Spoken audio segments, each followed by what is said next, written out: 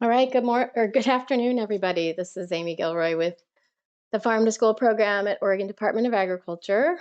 We're going to go ahead and get started on today's informational webinar about the Equipment and Infrastructure grant that is open at ODA.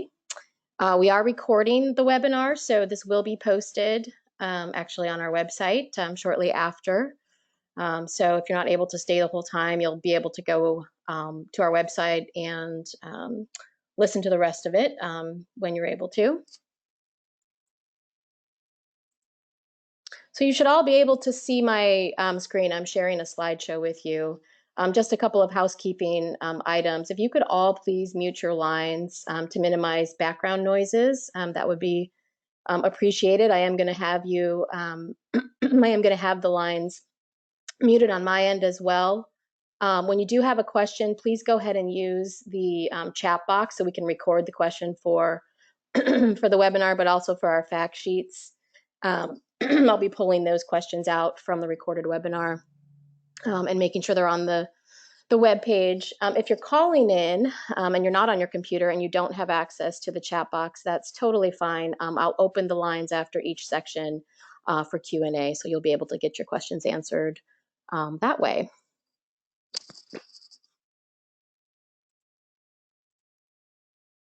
So the agenda for today, we're going to talk a little bit about, we're going to talk most of the time about the Equipment and Infrastructure Grant Program and answer any questions that you all might have. I'm going to briefly go over some background on Farm to School. We'll talk about a little bit about the overall program and then the Procurement Grant, which is really what's most important in terms of how the Equipment and Infrastructure Grant ties into the overarching Farm to School program for the state. So we'll go over some of that. We'll talk about who's eligible for the funds under the Equipment and Infrastructure Grant, some of the possible projects and associated costs.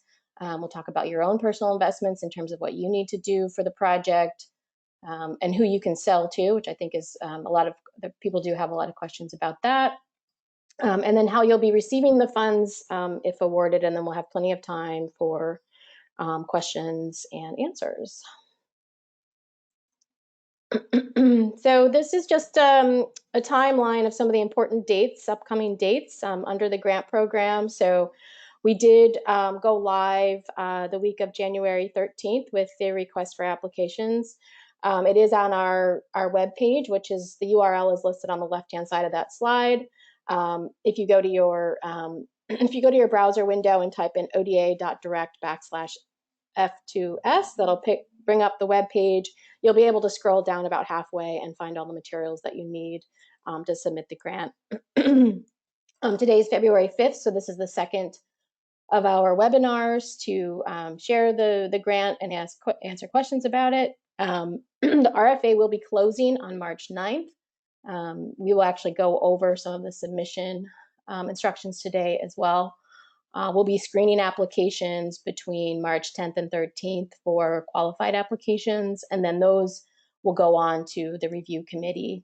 And then the director's office will make the final selection for awards at the end of March, and we're hoping that we'll have all of our awards announced by April 20th, 2020.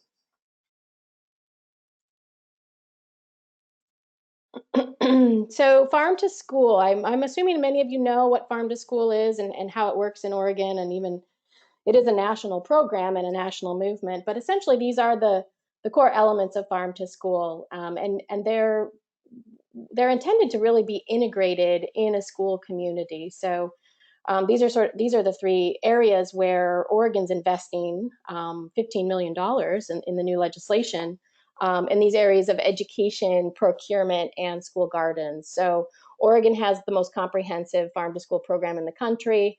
It's a landmark program, one of the oldest and one of the most popular and well-funded. And so a lot of the education programming, the farm to school education programming that occurs in Oregon is focused on providing culinary education, nutrition education, and teaching kids about where their food comes from and who the producers are in their community. So the education component is very important, and we have been funding that portion of Farm to School. The Department of Education has for quite some time. For local procurement, that's really about helping school districts find and procure local food, food from producers in their counties, in their region, in the state. And so a good portion of the funding for this biennium, about $11 million, is tied up in procurement funds. And essentially, we'll talk about this in a few minutes, but districts, and now there's other eligible entities under the Farm to School program, receive a subsidy from the state in the form of a reimbursement when they make a purchase of a qualified Oregon product. So the idea is that we're getting more food, more local food on the lunch line that the kids are being educated about. So that's part of the integration there. And then with school gardens, we have over 700, maybe even more now, school gardens that we know of in Oregon. Those school gardens are a place for experiential education for kids learning to taste, touch, and grow their own food, and develop a relationship with food. And so there are many school gardens. Some of those gardens are used to raise produce that's actually served in the cafeteria for taste tests and other things like that. Again, that's integrated overall into the Farm to School program. So what that looks like in Oregon, these are just some examples of some of the ways that we have funded education, procurement, and school garden projects. This picture on the left here is actually an example of that. We have smaller size apples and pears that are actually from an orchard in Yamhill County. And this is a kindergartner who is going through the salad bar there. And you can see that she's able to actually select one of those apples and eat it within about a 20 to 25 minute school lunch period because it's small enough for her that she can eat in 3 or 4 bites. And those are the types of projects that we are funding with a lot of the procurement funds. That's in McMinnville School District. This picture here in the middle is actually from Riley Creek on the coast. And this is an example of some of the infrastructure, school garden infrastructure that we have funded with Farm to School funds in the past. Some of the outdoor seating area, as well as the tunnel there, was funded through some of the education funds for school gardens. And then over here on the right, this is some of the ways we've funded farm field trips, having kids come out to farms and work with farmers and learn about careers in farming and whatnot. So that's a picture of Mudbone Grown here in the Portland area, and some of the students from Kairos Elementary. So these are some examples of some of the different types of projects that the Farm to School program has funded. So the Farm to School program, again, is a cooperative program between the Oregon Department of Education and the Oregon Department of Agriculture. The Oregon Department of Education actually controls the majority of the funding, and we are their key advisor to the way the program's implemented. With House Bill 2579 that was passed for this biennium, it did expand the program from $4.6 million to $15 million for the term, so that those funds need to be spent between July 1st, 2019 to June 30th, 2021. So that is the term of all of the grant funds. One of the changes with 2579 was that it added 3 new grant programs for a total of 5. We're not going to go into detail of those today. We're only going to talk about the new equipment and infrastructure grant. That was one of those. And then there's more eligible partners. Producers and processors are eligible now, as well as higher education and cooperative extension. And then some of the new eligible sponsors, like summer meal sites and early child care centers, are now also places that local procurement and other farm to school education activities can be funded in. So I just wanted to kind of review one of the existing grants, which is the Procurement Grant that I mentioned earlier, because this is really where I think most producers and processors will be plugging in. And so this is basically a school district that's participating in the National School Lunch Program, or a child center, or provide like a Head Start, or a provider of center-based programs for children that are part of the Child and Adult Care Food Program or summer food service programs. Those are the 3 eligible entities that will be receiving or are receiving the procurement grant from the State Department of Education. And so that is a lot. Those are the sponsors that you would likely be selling to under this equipment and infrastructure grant program. So we'll talk a little bit about those again later. And essentially, as I said earlier, these sponsors receive a reimbursement from the state that's determined based on a formula of their meal service when they make a purchase of qualified products. And so anything that's grown, harvested, raised, caught, or processed in Oregon qualifies. There are a few exceptions, which we'll go over later. And then that reimbursement covers those food purchases and some of the labor costs associated with procuring foods up to a certain amount. So I often get questions about whether or not my product qualifies for the procurement grant. So if you're growing, as I said earlier, if you're growing or raising anything in Oregon or harvesting anything in Oregon, that would likely qualify. Edible products, I should say. And then if you're catching anything, all Oregon seafood qualifies, meat and poultry. So if you're raising any livestock, those products also qualify. And then anything that's grown and further value is added in terms of processing also qualifies. Some things that no longer qualify are products that are grown elsewhere and minimally processed here. So something like chopped pineapple or orange wedges no longer qualify. And then there are some exceptions related to liquid milk containers, margarine and mayonnaise and other types of oils that are no longer eligible for the grant. This just gives you a sense of what the school lunch plate actually looks like and how it works and how much of each of these food categories is a requirement under the National School Lunch Program. I think this is just sort of helpful for producers and processors to see here. But this is, and this ranges a little bit depending on the age of the child. But basically what you're looking at is a plate that includes at least a half a cup of fruit or vegetable, a dairy product, 2-ounce minimum of grains, and then 1 to 2 ounces of protein, again, depending on the age group. But this is, I think, really helpful to know, what a child's seeing in the lunch line and what's a requirement under the school lunch program. So today we're going to talk mostly about the ODA Farm to School Equipment and Infrastructure Grant. The purpose of the grant program is to provide financial assistance related to equipment and infrastructure purchases to producers who intend to sell food produced or processed in the state to eligible entities under the Farm to School program. So those eligible entities, again, are schools, summer food service sites, and early child care centers. And we do have a list of those eligible entities for those of you that might not know who in your region or in your community may be in those programs. That's something that we will be able to provide you. So who's eligible under the Farm to School Equipment and Infrastructure Grant Program?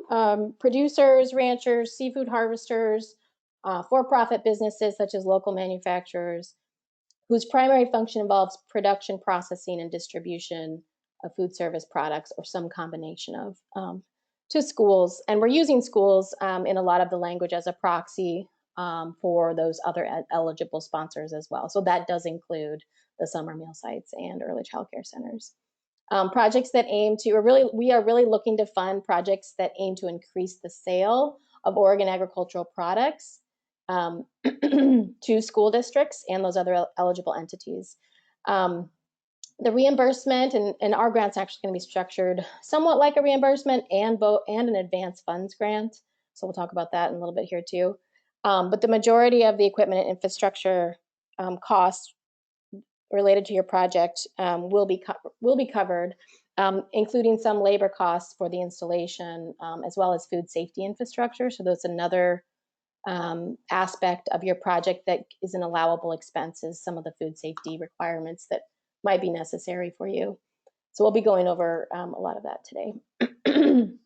In terms of where you can find the eligible buyers, or the eligible sponsors, I should say, that I just mentioned, you can contact Rick Sherman, who is the ODE Farm to School Program Analyst. He's my counterpart at the Department of Education. I can also help you find those sponsors in your area. And then also 2 other resources are Megan Kemple and Melina Barker, both from the Oregon Farm to School and School Garden Network. They work with a lot of our regional procurement hubs around the state, and can also put you in touch with those buyers, those eligible sponsors as well. So I've had some questions about whether or not a producer or processor already needs to be selling to a school district or another eligible sponsor to be qualified for this grant. And so we wanted to clarify and define what we mean by intend to sell. And that's actually the language from the bill. But for the purposes of the grant program, intend is defined as a person who has a history of selling food products to schools, currently sells to schools or those other eligible entities, doesn't currently sell food products, Oregon food products to schools, but plans to do so in the future. So we're really trying to capture everyone in this grant program. So I know some people have a lot of questions about, well, I've never sold to a school. Can I still apply for this grant? And the answer is yes, you can. So we're trying to make this as broadly available to the agricultural community as possible.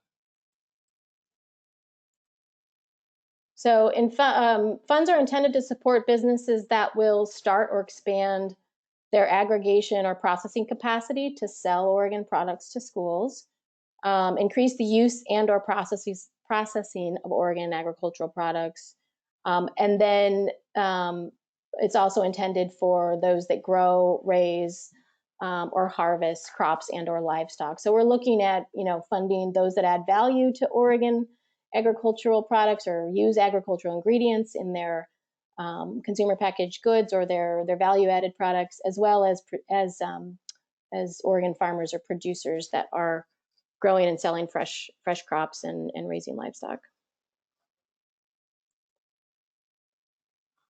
So I've had a lot of questions about what a producer is. So we're just going to go through a couple of the defining terms. Again, this is actually in the guidelines document on our website. But a producer is, for the purposes of this grant, a person who leases, rents, or owns Oregon land, whether the land is publicly owned, privately owned, or tribal land, on which crops are cultivated or livestock is raised. It also includes an Oregon seafood harvester, an Oregon business that increases the use and processing of Oregon agricultural products for schools, including a for-profit business whose primary function involves production, processing, packaging, or distribution of food service products or some combination thereof. And then also agricultural cooperatives or an aggregation group, such as a food hub that represents or has membership from producers and further processes that product and sells for the mutual benefit of its members. So those are the definitions of producers under this grant program. An entity that applies has to be registered to do business in Oregon, must be in good standing with the state of Oregon and ODA. And essentially what that means is that in any past funded grants that the applicant may have had, they need to have been in an acceptable status for those grants. So something like specialty crop block grant, for example, would need to have demonstrate that they've performed well in those grant programs. You must meet a level of food safety consistent with your business. That is something that, again, we're not expecting that you have all of the food safety requirements or certification necessarily for the project before you get started, but that you intend to do that with some of the funds that you're asking for under your project.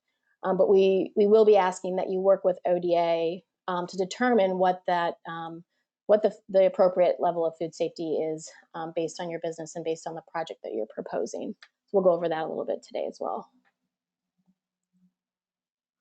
ODA encourages diverse applicants to apply. So women and people of color owned or operated farms and businesses, and those that are certified with Business Oregon for diversity and inclusion are definitely encouraged to apply.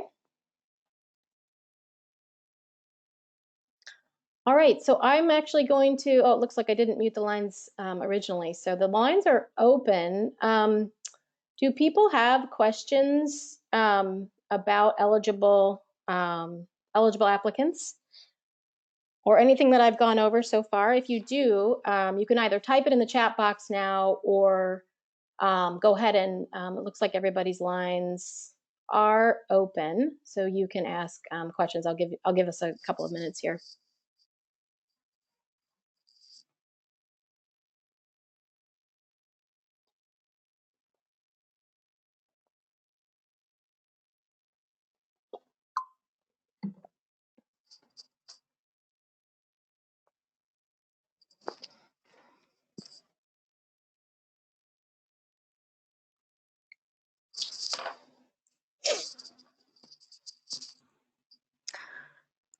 Okay, well, I don't think there's any questions just yet about eligible applicants, so we'll go ahead and move on.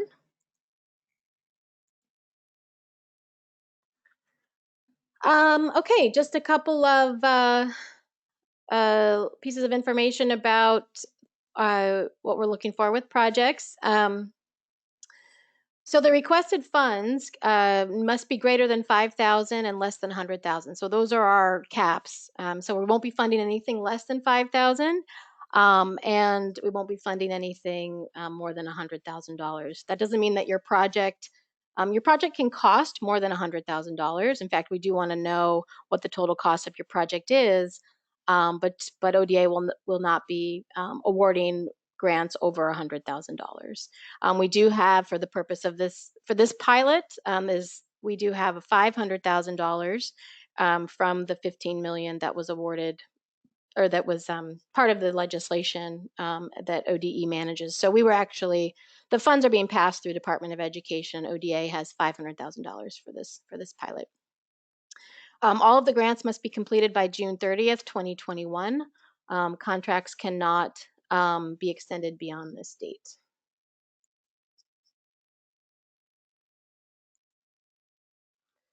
And then some reminders about projects, eligible projects. So grant funds must be used solely for equipment and infrastructure projects. And that includes, as I mentioned, some associated labor with the installation of that. And it must be expenses or equipment and infrastructure expenses that increase the production and processing capacity of producers as I defined them. And all food products must be either produced in the state of Oregon or more than minimally processed in the state of Oregon, or both. And that's basically relating to some of the rules for the Farm to School grant. And as I mentioned earlier, we do have some exceptions to that, and that includes fluid milk sold or served in cartons or other containers 8 ounces in size or less, and then the bladders and bags as well. Breads, buns, rolls, pan sprays, and other things are also ineligible. So we would not be looking to fund infrastructure or equipment expenses for those types of projects.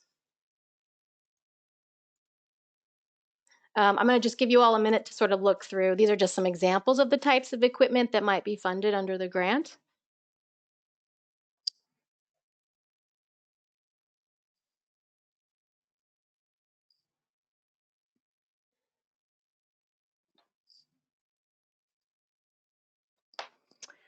And then infrastructure. So I have had a lot of questions about what do we mean when we use the term infrastructure.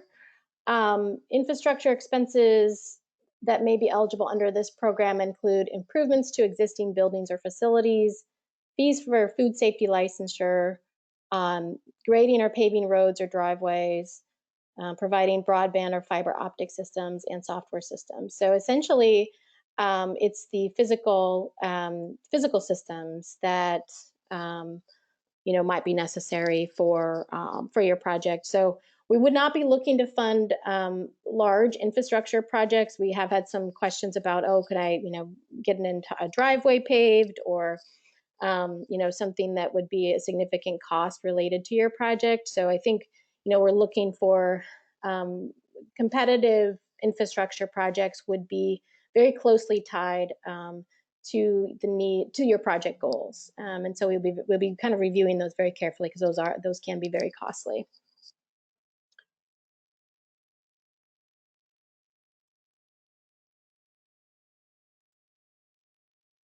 All right, I'm going to open the line. The lines are still open. And do people have questions about eligible projects and any of the associated infrastructure that I mentioned? Go ahead and either unmute your lines, or you can also type it in the chat box.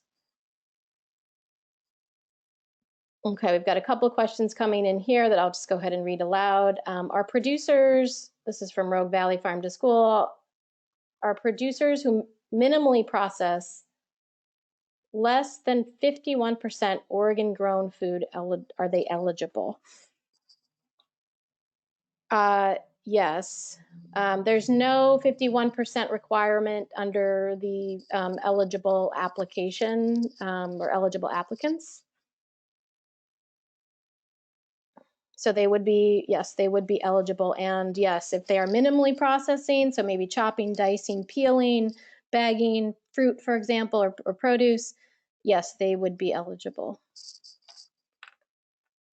Another question here from Rogue Valley Farm to School. Can expenses to become GAP certified or registered with the USDA pilot program allowable? Again, as long as it pertains to your project, those types of costs would be considered infrastructure costs and would be allowable under the grant program. So becoming GAP certified, again, if it's related to the goals of your project, would be an allowable expense. And as well as the USDA pilot program, as far as I know, the USDA is not taking new vendors. Well, maybe that's not true entirely, but we should talk about that. I don't know if that's Sheila or Dean, but yes, technically the USDA pilot program, you could vendors could apply through that under the project. Okay, message here from Michelle wanting to go back to the some of the examples of eligible equipment. Again, this is not an exhaustive list, but I'll show that again for those of you that wanted to keep reading there. Question here from Danielle Smith, can you use the funds to gain organic certification? Again, if your project focuses on if there's a demand with one of the sponsors that you're working with, like the school or summer meal site, for organic product, and that is a goal of your project, then yes, organic certification would be considered an infrastructure cost to make your project successful. So that would be an allowable use of the funds.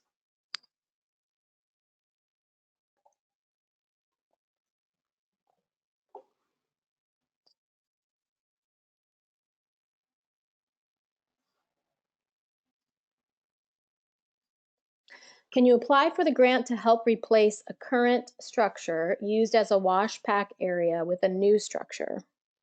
Yes, you can. The funds can be used for upgraded equipment and infrastructure. That is true.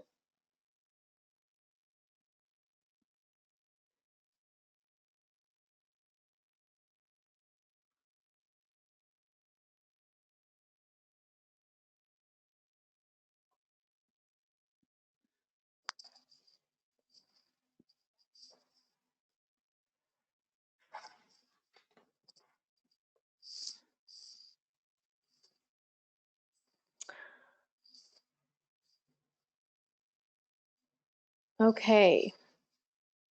All right, well, I'll just leave the chat box open if you have more questions about eligible projects or any expenses. Go ahead and type those in the chat box.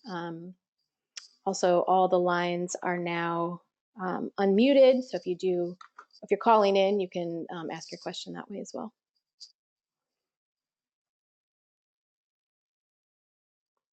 Okay, funding, this is just a little bit of a repeat here, but yes, projects must be between, well, your funding ask must be between 5,000 and 100,000. And then the funds will be available, as I mentioned. We're hoping that the awards are announced by towards the end of April. And so funds will be available for projects that start between April 2020 and need to be completely finished by June 2021. So that is the time frame that the projects must be completed within.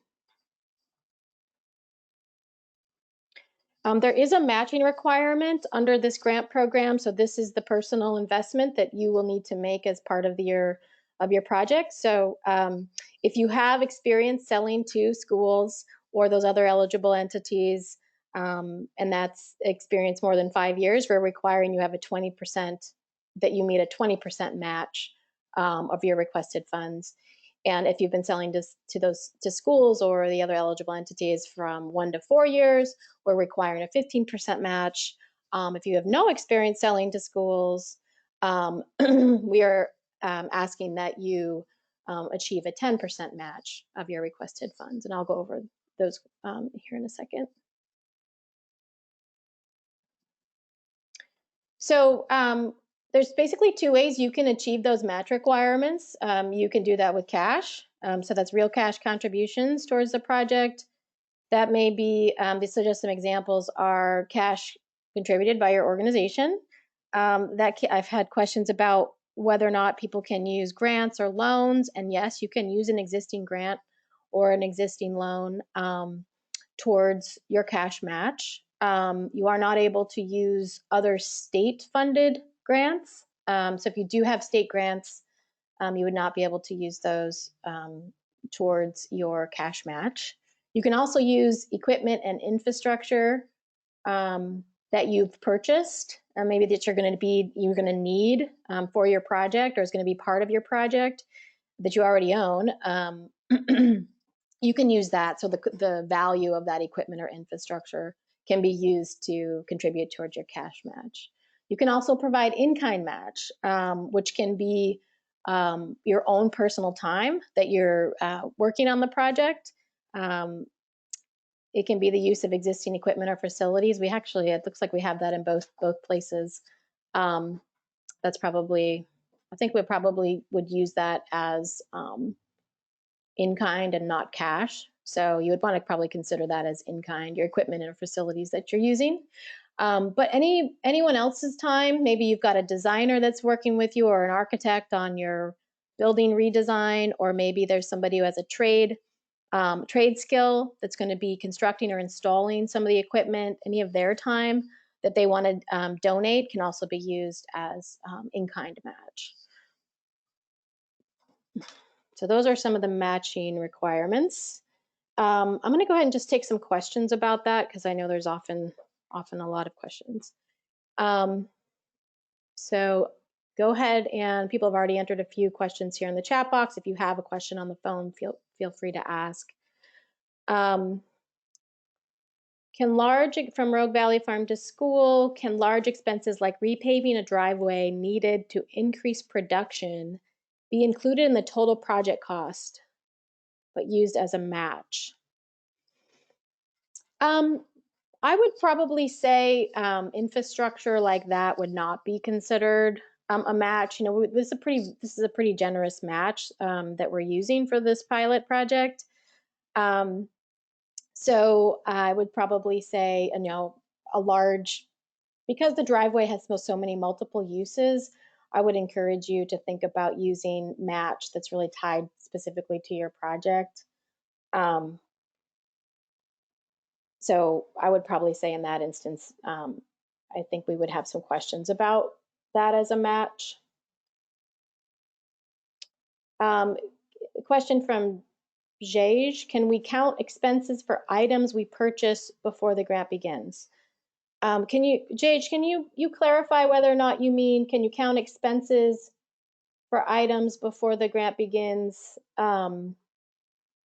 in terms of being repaid for those, or to use those towards your match? Can you please clarify that?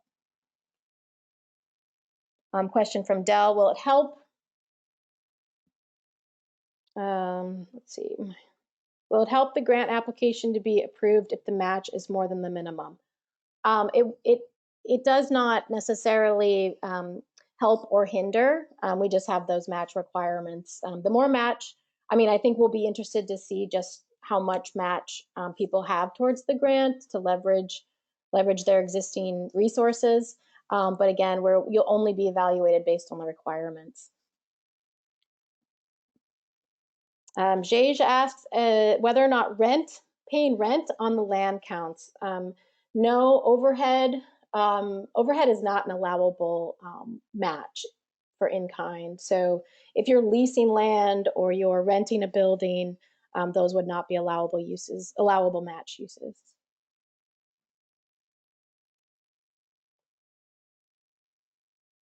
Another question here from Heather Patterson. If our farm is buying a tractor in March to produce more food for this project and we are selected for the grant, can we use it as a match even though it starts in April? Yes, you can use existing equipment that you've purchased prior to when the grant begins as match. That's true, yes.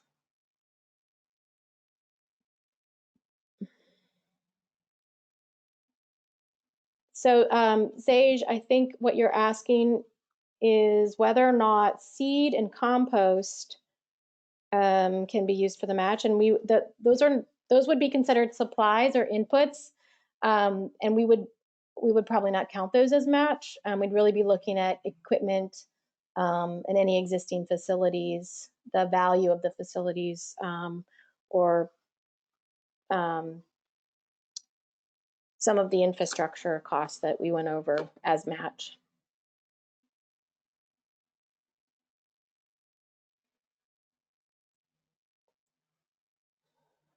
All right, let's go ahead and keep your message or keep your questions coming in there. I'll keep my eye on them.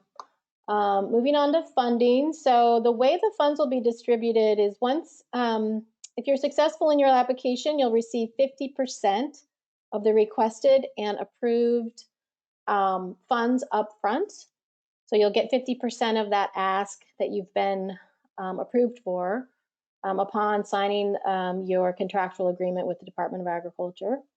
And then you'll receive two installments later on in the grant process. One in 25% of the remaining awards will be distributed to you when you've submitted a progress report accompanied by a worksheet, expenditure worksheet that includes any of your invoices or receipts or bills of sale, which we'll be providing to you, and then a completion of one monitoring site visit by ODA staff. And then the final amount, any remaining funds, and these are, I should say, these 25% pieces are somewhat flexible because it'll depend again on how much you've spent of your project, total funds awarded for your project over the duration of the grant. But the remaining funds in your project will be awarded upon the submission of a final report and your expenditure worksheet that would include your receipts or bills of sale.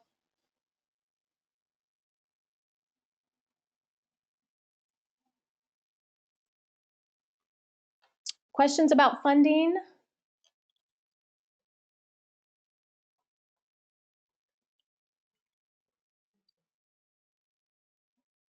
Okay, Zaj, you have a question about using labor for your match. Can you tell me more specifically what your question is?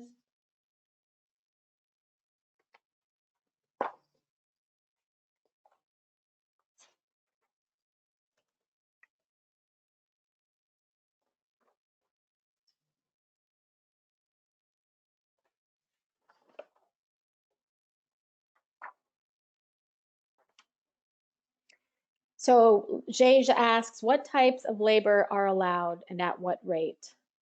So again, the labor that, so some examples would be if you're going to be providing any of your own personal time to maybe installing some of the equipment that, that you're going to be purchasing under your project. If you're going to be doing any of the electrical work, or you're going to be doing any of the construction or installation of that equipment, that time that it would take you to do that. And I really can't say what that rate would be. I don't know, how you would determine that, but that would be you could use that to contribute to our match. If you had a contractor or someone that was going to do some of that installation of another project for you or another piece of equipment for you, and they're willing maybe to do some of that pro bono, or they're maybe willing to give you, maybe 8 hours of their time, towards the match, you could use that. And again, you'd have to track this and document it, and we would help you. We have some templates to help you do that. Maybe someone, maybe you're proposing that you want to expand into your processing your processing space into an existing facility, and you have a designer or someone who's going to draw up a blueprint for that, and the time that it takes for them to do that, they would offer towards the match. Or if that's something you're going to do, that's something that would be allowable as labor as well. In terms of like the time it takes for you to research the different types of equipment, or coming up, writing or preparing this proposal, those would not be labor costs that would be considered match.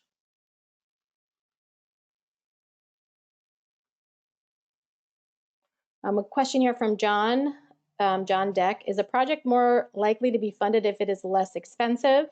For example, not requesting the full $100,000. We really can't say. I mean, this is the first time that we've had these funds to offer this type of grant program. So it really depends on the types of projects that we get. I guess the best advice I can give you is that your proposals will be competitive, again, if they closely align with the purpose of the grant, and the extent to which the proposal questions are answered is probably what will make it most competitive, regardless of how expensive it is. I think it would be, unlikely that we would fund 4 or 5 projects at $100,000, but I really can't say. I don't know what kind of pool of applications we'll be looking at, and so I'm sorry I can't answer that one more clearly for you, but it really depends on the projects that come in and the competitive nature of those projects. Danielle asks, how will someone be contacted if they are awarded funds? I'm not totally sure about that, Danielle, but I would guess that we would be calling you and using all forms of communication possible. If you were to be awarded funds, yeah, probably calling or emailing or both. That's something we're still working out in our post-award process. Carrie asks, how much statistical information about our local school district will you require? Carrie, can you be more specific about what statistical information you are asking about?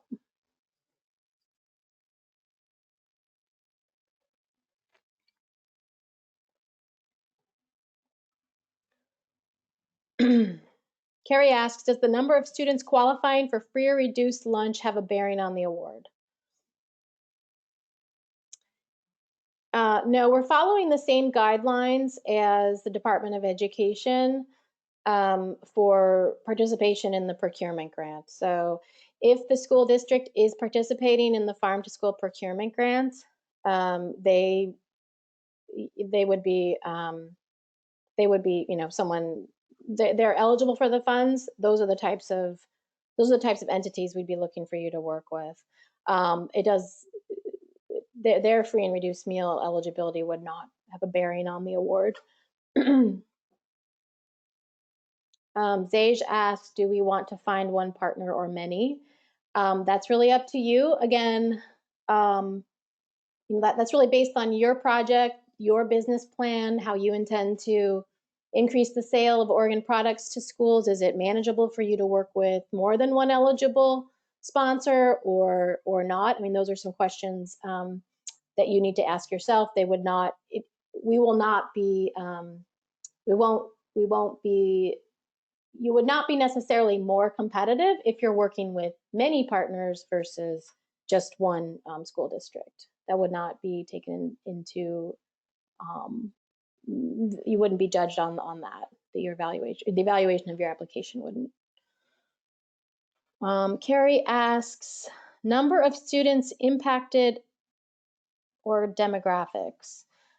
We're not asking for, so in your application packet, in the proposal form, as well as the guidelines, is an example of a letter of intent to buy, which needs to be completed by the school district or the summer meal site or the early child care center that you're going to be working with. And in that letter, they do need to define, you guys need to agree upon the terms of working together. So they will have to describe how the project contributes to their effort to source Oregon products in their meal program. And then you'll have to describe the products, the description of your products and standards, the volume of that product, et cetera, and how many students have been reached or meals will be served with that product. But we don't need to know demographic information. So the letter of intent to buy is actually on page 36 in your guidelines, and that's the only student information that we would be collecting under your projects. Okay, so Carrie asks, if the school district contracts with an outside company for food service, does this have a bearing on the award decision? It doesn't have a bearing on the award decision. Again, the letter of intent to buy, we're expecting that the district that you're working with intends to purchase product from you. That's the purpose of the letter. And so if they're in a vended meal agreement or they're contracted with a food service management company, they need to decide that for themselves if they have the authority or the capacity to purchase from you before they complete that letter. It's a good faith effort letter. It's not a legally binding document, but what it tells us is that you together have developed a transactional relationship, and you're going to the extent possible during the extent of the grant and for 1 year beyond that, make a sale under the project parameters for this grant.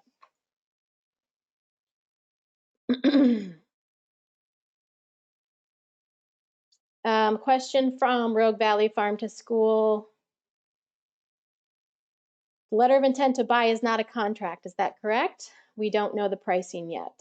That is correct. It's not a contract. Again, it's a letter that the district needs to complete that kind of sets forth the expectations that and the terms in which you two will be working together under your project. And it is a good faith effort. It's an agreement of a good faith effort to execute that sale within the terms stated in the letter, which is 1 year beyond when the grant ends. Okay, some questions about where the guidelines are. So the guidelines are on the Farm to School webpage, which again is, if you type in your browser, oda.direct/F2S, it should bring up the Farm to School webpage, and that's where you'll find the guidelines at the bottom of that webpage there. Another question from Rogue Valley Farm to School, is this letter of intent more like a letter of support? And an agreement that they intend to buy, but not exactly how much at this stage, correct? We are asking you in the letter of intent to talk about the products that you intend to sell to schools, and then the standards that you and the school have, discussed in terms of what that product needs to be in terms of its form, how frequently they will purchase that from you, the volume of that product. So are we talking about a few times over the year that you'll be selling this product, or is this going to be maybe a monthly highlight in the Oregon Harvest of the Month program? So we really want to know how the product's going to be utilized in the school lunch program, and that's really what the purpose of the letter is. So as much information, I would encourage you all, as much information as you can provide in that letter about the product that you'll be selling to the school, how much they're going to purchase, how frequently they're going to purchase that. We'd want to know that. So the more detail in the letter of intent, the better, the more competitive your proposal will be. Okay, I'm going to keep moving here. So just a couple of, hopefully most of you have had a chance to review the proposal form. If you haven't, the proposal form again is also on the webpage in that section under application materials. But these are just a few of the different areas that the proposal form covers. We're going to The proposal form is actually in a fillable PDF form. I have had some questions about whether that's a requirement to submit it, and it is. So even if you are working in a Word document, we do expect that you can copy and paste your Word document into that fillable PDF form and save it and upload it to the file server that way when you're ready to submit. So we're going to go over that, but essentially, these are the different topical areas that we're looking for you to prepare your narrative around. We want to know about your business or your organizational background, just giving us a sense for your business model, your business goals, your ownership structure, products and services that are provided by your business or your organization. We also ask you about your experience selling to schools. It's okay if you haven't sold to schools. In fact, in that section in the proposal form, we ask you to tell us how you intend to sell to schools. So describing who those schools are that you'll be working with, or the child care centers, or those summer meal sites. So we'd want you to tell us about who those are in that section. So, and then we also have a section on equipment and infrastructure needs. So that is where you'd want to tell us about the different types of equipment and infrastructure that you need to help you expand or sell Oregon grown or processed products to the eligible entities.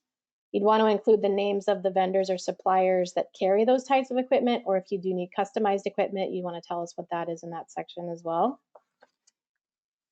We also want to know a little bit about your business readiness and financial sustainability. So we want you to describe the financial health or cash flow of your organization over the past 3 years, and then tell us how this proposed project fits into your overarching business plan.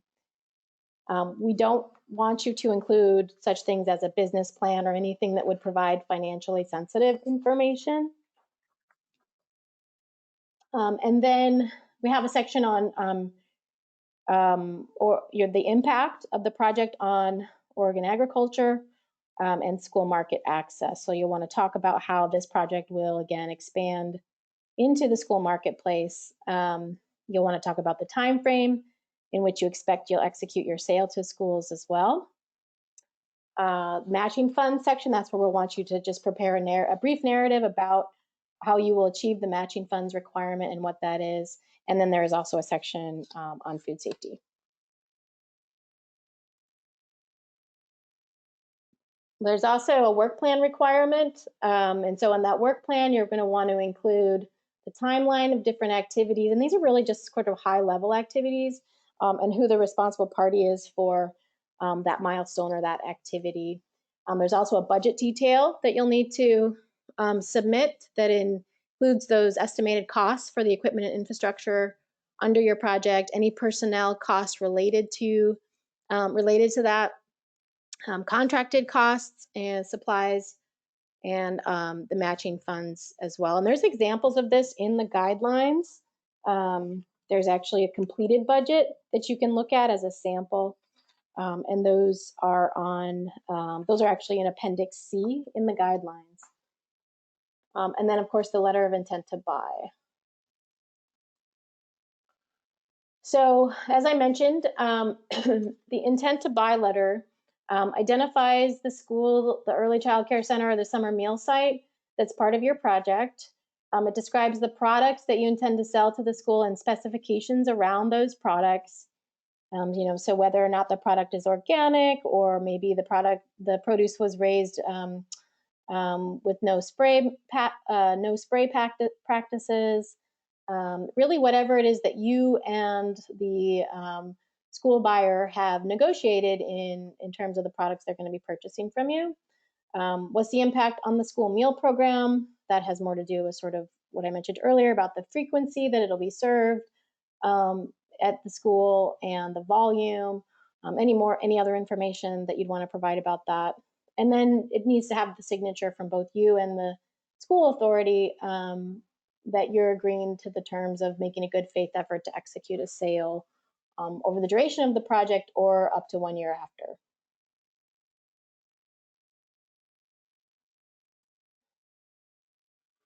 Okay, I'm going to go back and looks like there's a few questions here about letter of intent. So Heather asks, or Heather says, I'm finding that organizations have hesitancy with signing the letter of intent to buy a specific amount or volume due to contract requirements and requests for bid process.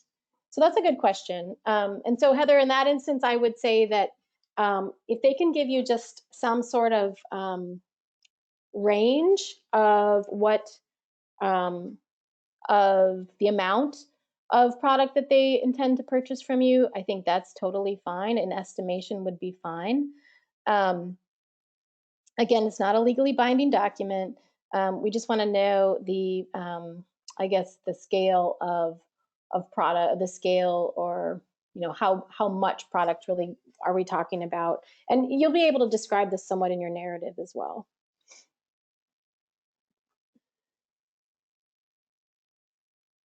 Michelle Krumenaker asks, can you speak to what level of reimbursement that a school would get for a product? So that's a part of the ODE procurement grant. A school will get reimbursed basically the state determines an amount that each school district has that's in the program based on a formula that they use that's tied to the school meal counts as well as the free and reduced meal eligibility. So each district gets a little bit of different amount of money. As you can imagine, the larger districts that serve more students have a higher student body population that's eating school lunch, get more subsidy. And then the district can ask for reimbursement in many different ways. They can submit a claim for the invoice of the total amount of the product. It's really up to them. So that's not something that we're going to be tracking under this project, but the person you need to talk to more specifically, if you have questions about that, would be Rick Sherman at Department of Education.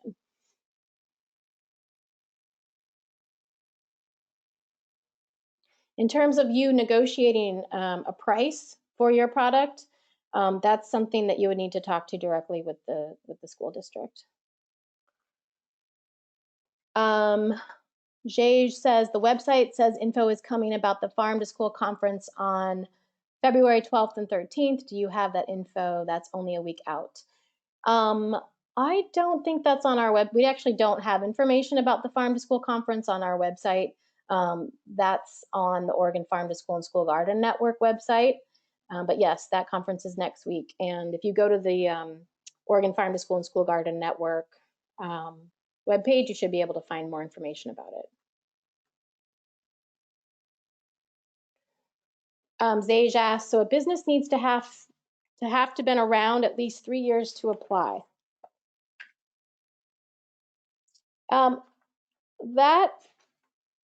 So I'm not sure where that is. So that's only if you have experience selling to schools for the last 3 years. We're just curious about how those sales have fluctuated. But a business does not necessarily need to be around for 3 years. I don't know if that means in business for 3 years. But if you,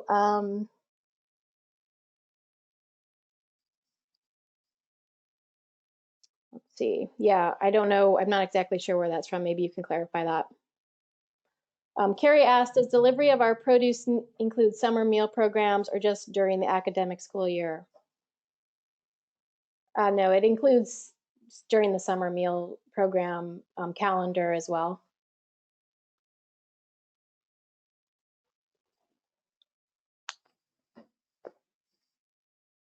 So Dej, I think maybe, why don't we just talk offline? I'm not exactly sure which section you're talking about, so we can follow up. We can follow up with each other if you want to do it that way.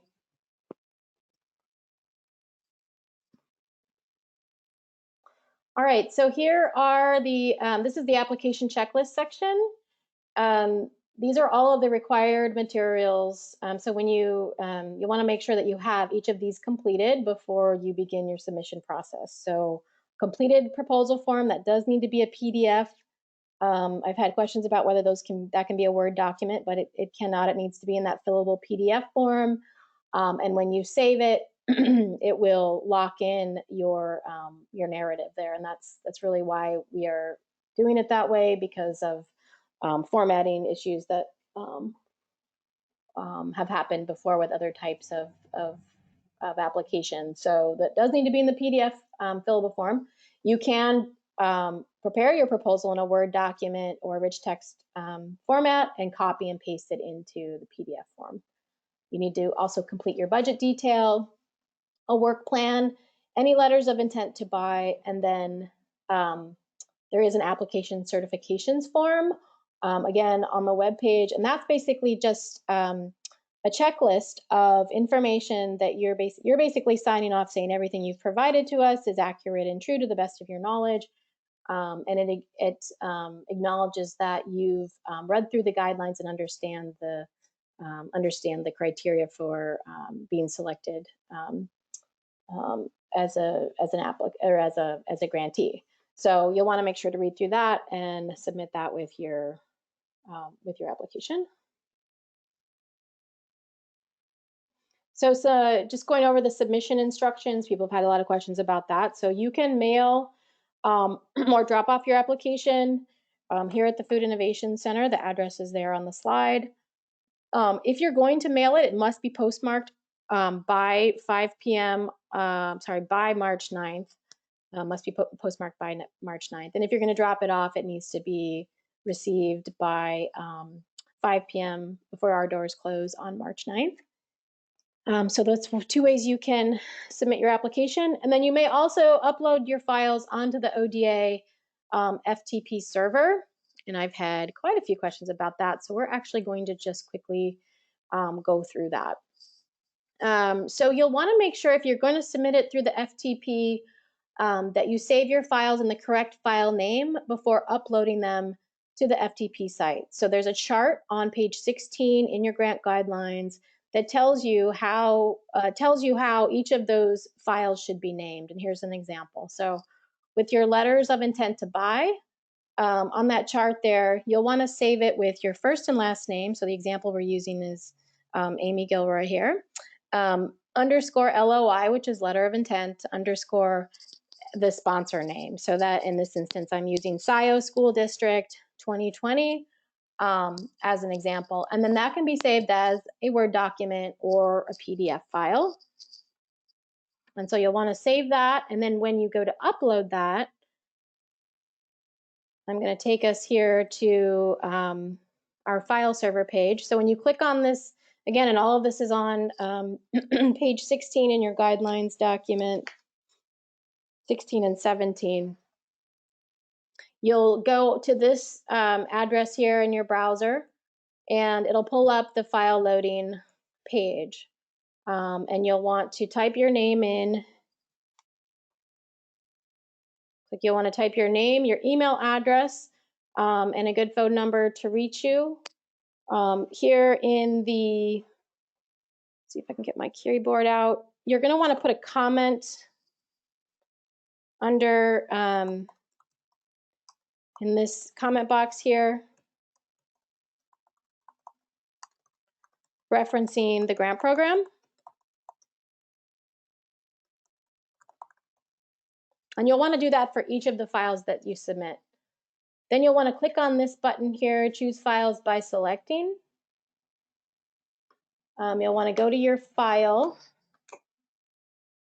I'll select that letter of intent here, open that. It'll say file selected for upload, and it'll list the file here. You can either select more files at this point, so if you want to submit them all at the same time, or begin your upload. So we'll hit begin your upload. And then you'll get once that file is uploaded, you'll get this message that says the file has been successfully sent. You can at that point return to that page and continue to upload files that way. You don't have to let me know. Someone has asked if they need to let me know that they've submitted their application. When I will receive a notice via email that a file has been uploaded to the FTP, and so we'll make sure to we'll make sure to receive all of the files. We get a notice about that.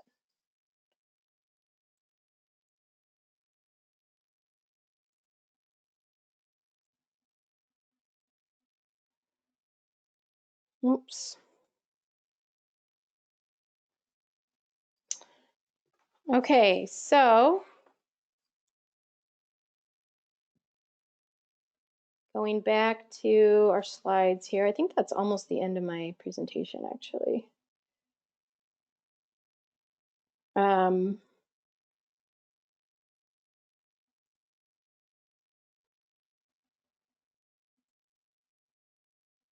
Oh, keeps going back to the beginning. Let's see.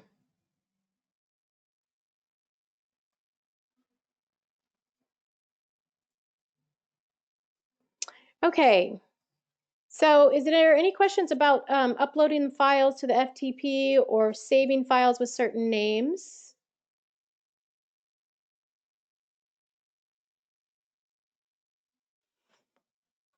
I do have a note here from Gabrielle Redhead with ODA, who's our specialty crop block grant manager, who will be helping with some of the grant administration, that applicants cannot upload more than 7 documents at a time. Okay, well that's great. You are limited to 3 letters of support. And so that's something to keep in mind too. And that all of that information is in the guidelines, what those what those requirements are in terms of file limits as well as page limits. But yeah, you are limited to 3 letters for intent to buy. Even though you may be working with more than 3 schools, that's totally fine. You can tell us about that in the narrative. All right.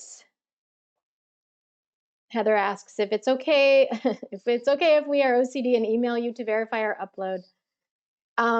Yeah, that's fine, Heather. We will. That's fine. You can email me and ask me if it's been uploaded. Question here about where the full grant application is. Again, all of the grant materials are on the ODA webpage, the ODA Farm to School webpage. I'll go ahead and type it in here in the chat box for everybody.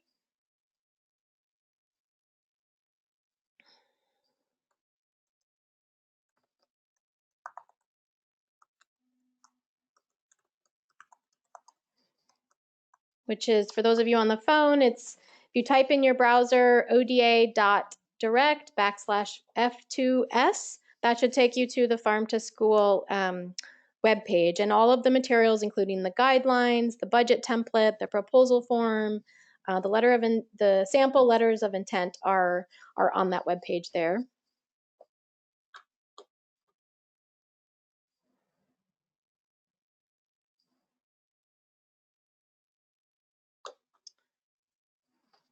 Question from Dell says, did I hear that correctly, that our submissions are limited to 3 letters of support? That is true. You may be working with 5 school districts, but we only need letters of support from up to 3. I would say choose the letters of support to submit that are most closely tied to your project.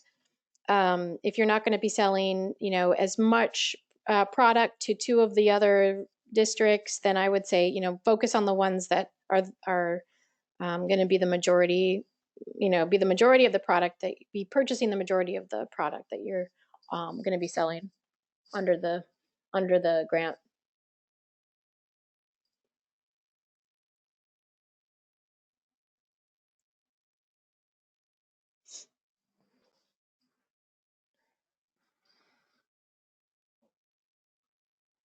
All right, so I have just a few more slides on some frequently asked questions. See if I can get this to work. Where's this?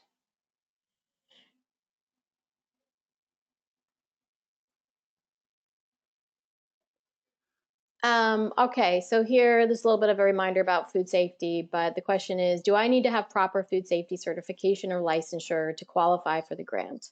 It's a question I've been getting lately. No, ODA understands that you might not have a food safety plan implemented for your farm or your business. You might not have the licensure or certification that you need. And so you may use infrastructure funds to help pay for those costs associated with food safety. You do need to tell us about your food safety plan and your proposal that's consistent with your project. So if you don't know where to start, the best thing for you to do is to call our food safety division at 503 986-4720 and talk to them about your proposed project, because then they can help you navigate the different levels of food safety and get you where you need to go within ODA's food safety program as well as the produce safety program. And that way you can tell us in your project, what level of food safety certification you're going to pursue under your project. And there's more information about this on page 30 of your grant guidelines.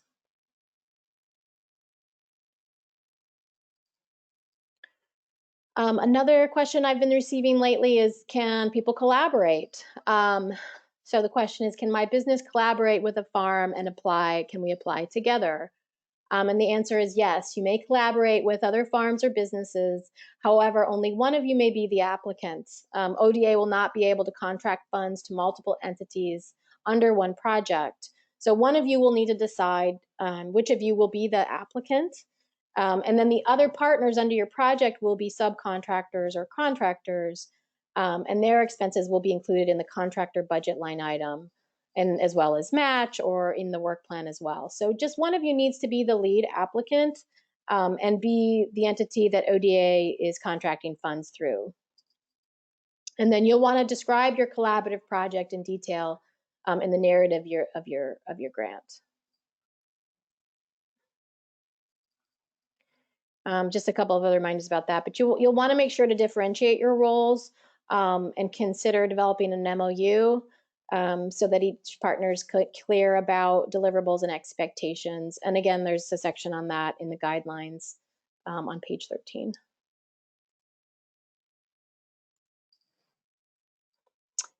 Question, if I am a nonprofit, may I apply on a producer's behalf? That is another question I've been getting lately. No, you're not eligible, but the producer or other eligible entity must be the applicant. You may partner on the grant with the producer or eligible entity to develop the project. You might even be preparing some of the grants. However, only eligible entities may apply. And so, that's just something to think about in terms of how you're structuring your application and how you're working with producers. I know some producers, need that support or need that grant writing support, and that's perfectly fine for you to do, but they will need to be the applicant. And then when they complete when you answer the questions on the proposal form, especially the checklist questions, that is going to relate to the applicant's business and not to any contractors under that project or nonprofit partners under that project. So those cover sheet questions are related to the applicant that's applying. So, if the applicant is a woman-owned business, they would, for example, check that box. But if the subcontractor that they're going to be working with is a woman-owned business, they would not check that box. So there have been a lot of questions about that cover sheet. But that cover sheet is specifically tied to the applicant who will be the entity receiving the funds from ODA.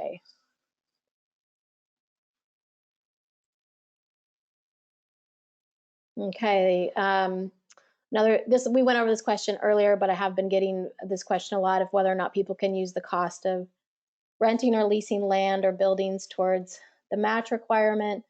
And unfortunately, overhead expenses are not an allowable use of matching funds for this grant, but there are a lot of other creative ways that you can use labor costs, especially towards meeting that match requirement, and as well as existing equipment value.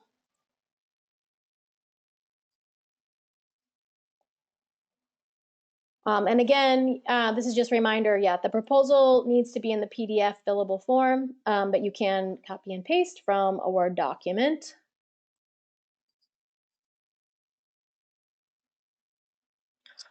Okay, well that is all of the questions and discussion that I wanted to share with you today. I'm just going to open up the lines in the chat box for any further questions people have.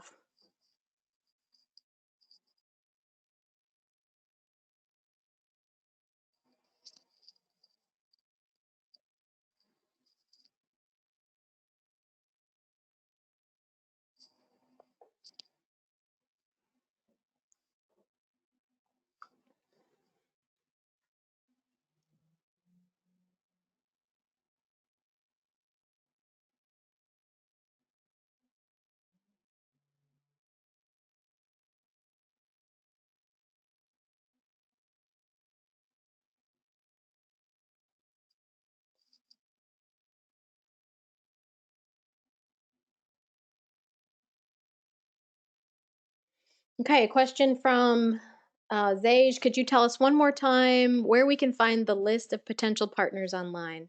So the list is not actually online, Zage. The best option for you is to contact me or Rick Sherman at the Department of Education. I had put his information up earlier. I can go back to that slide here in a second. And if you tell us which region or which county or which districts or Head Starts or summer meal sites that you're working with or interested in working with, we can then give you contact information for that particular group.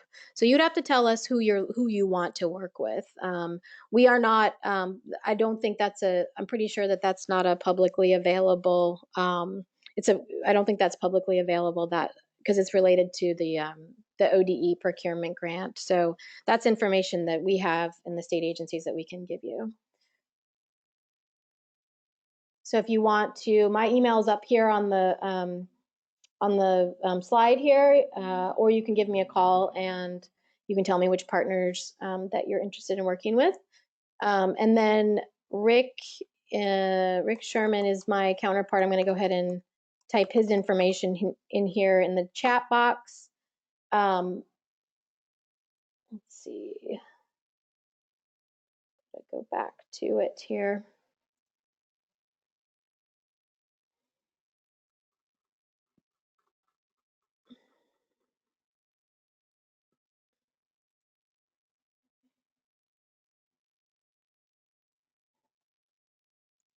Okay, so Rick's information is also in the chat box there. You can contact him and he can also tell you which of those eligible sponsors you might be interested in working with. A question from Carrie, is the primary objective to integrate produce into the lunch programs, or is there an educational component that is required too? There's no education requirement under this particular grant. This is solely for helping producers and processors with equipment and infrastructure purchases or expenses that they need to to scale their capacity to sell into food service institutions like schools.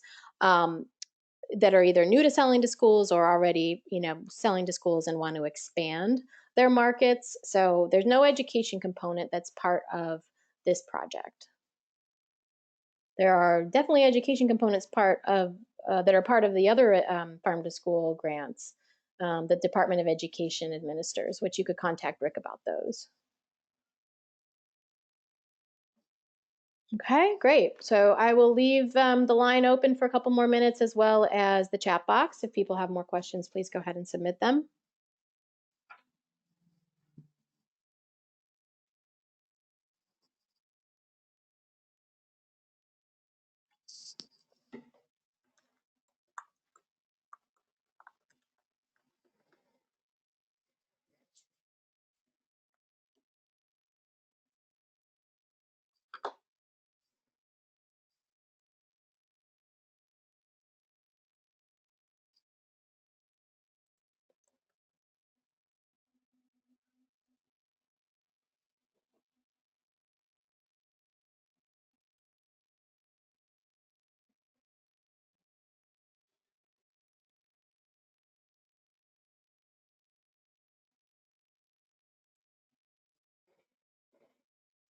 Okay, and I just put back up here on the slides here the URL where you can download all of the grant materials on the ODA webpage.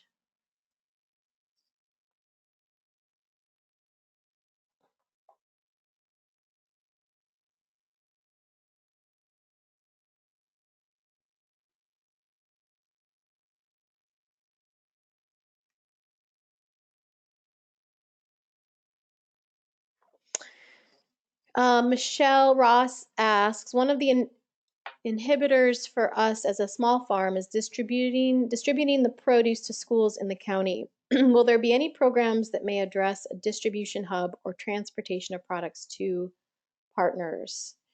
I'm not sure what you mean by will there be any programs that may address a distribution hub or transportation of products to partners.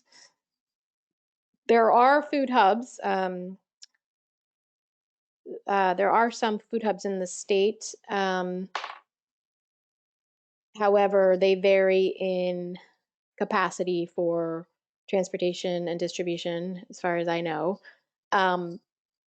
We again aggregation those types of projects are eligible for funds, depending on what they are doing, depending on the types of activities occurring. So if they are processing product or storing product, providing cold storage, any processing capacity or aggregation for producers, those types of hubs would be eligible for this funding. So if that's a problem you're having, again, depending on the region that you're in, there may be other, there may be hubs out there that you could work with, or even other farmers you could work with to start that kind of project or start a hub. And then Michelle asked, can you list the other 4 grants URLs, with those URLs, please? Actually, those, if you go to the Department of Education's webpage, their Farm to School webpage, you should see all of their grants. Another question coming in from Katie Swanson. I have a similar question regarding the Klamath Falls online marketplace. If we are providing cold storage and distribution, would we qualify? So again, I think this comes down to some of the details. So I think in your instance, Katie, if your project is going to again help build the capacity of the producers, so if there's any equipment or infrastructure expenses that producers need to help them get product in a form that's prepared and ready for cold storage, that would be a project that would qualify. Um, simply distributing, just distributing product on its own, like a wholesale distributor, or a distributor on it, just solely on its own, is not eligible for the grant. So there needs to be some added value to either existing product, in terms of processing, or some on-farm equipment or infrastructure upgrades or scaling of processes on farm that would accompany this type of project. So is in your particular region, I mean, it could be that the producers, what's going to be necessary for the producers to help them with efficiency to make KFAM more successful. What kind of infrastructure would they need to do that? What kind of equipment would they need to do on farm? And then how does that tie into any cold storage facilities that you're going to be needing to distribute produce? So I think, on its own, KFAM, just funding KFAM to be a distributor would not be a competitive application. But if there is that producer connection and some of those funds are going to support the producers to scale up their on-farm activities, post-harvest handling, et cetera, then that would be more competitive. And if that doesn't make sense, I think you should give me a call, because I know we've been talking about that model for a while now.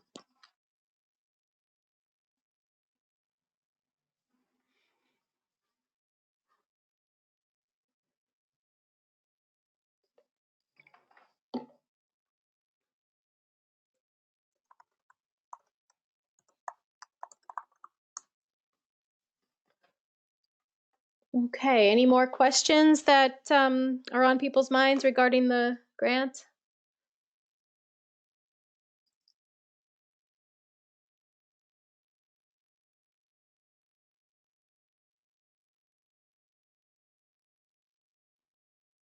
All right. Well, I'm going to go ahead and let you all sign off. We're just almost at 3 o'clock here, just a couple minutes short. If you do have any questions, please feel free to email me. You can email me at agilroy at oda.state.or.us. I just typed it in the chat box there. You can also give me a call at 503-709-5360. Thank you all for joining the webinar today, and good luck with your grant applications, and let me know if you have any questions. Bye-bye.